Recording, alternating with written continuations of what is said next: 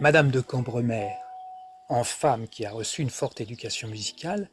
battant la mesure avec sa tête transformée en balancier de métronome dont l'amplitude et la rapidité d'oscillation d'une épaule à l'autre étaient devenues telles,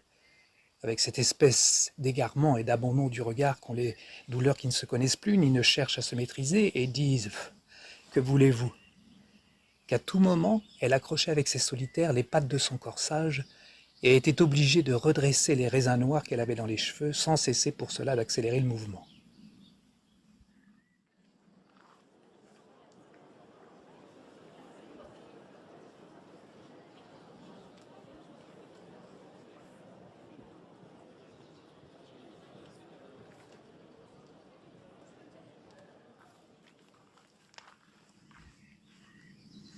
Or, la princesse des Laumes, qu'on ne se serait pas attendu à voir chez Madame de Sainte-Verte, venait précisément d'arriver.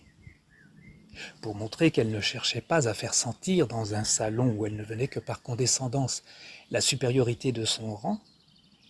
elle était entrée en effaçant les épaules, là même où il n'y avait aucune foule à fendre et personne à laisser passer, restant exprès dans le fond de l'air d'y être à sa place,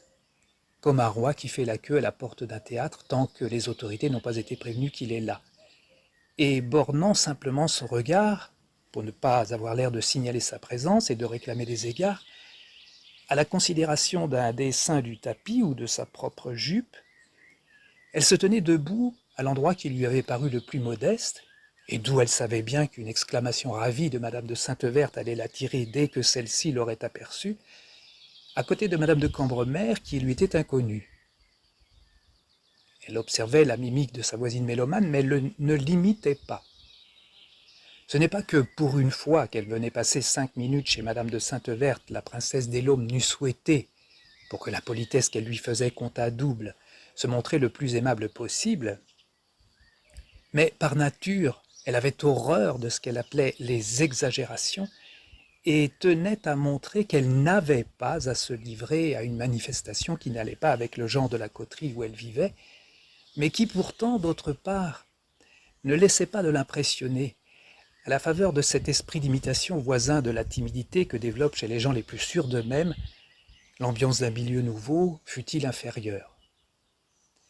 Elle commençait à se demander si cette gesticulation n'était pas rendue nécessaire par le morceau qu'on jouait, et qui ne rentrait peut-être pas dans le cadre de la musique qu'elle avait entendue jusqu'à ce jour, si s'abstenir n'était pas faire preuve d'incompréhension à l'égard de l'œuvre et d'inconvenance vis-à-vis de la maîtresse de la maison, de sorte que, pour exprimer par une cote mal taillée ses sentiments contradictoires, tantôt elle se contentait de remonter la bride de ses épaulettes ou d'assurer dans ses cheveux blonds les petites boules de corail ou d'émail rose givrées de diamants qui lui faisaient une coiffure simple et charmante, en examinant avec une froide curiosité sa fougueuse voisine. Tantôt, de son éventail, elle battait pendant un instant la mesure, mais pour ne pas abdiquer son indépendance, à contretemps, à contretemps.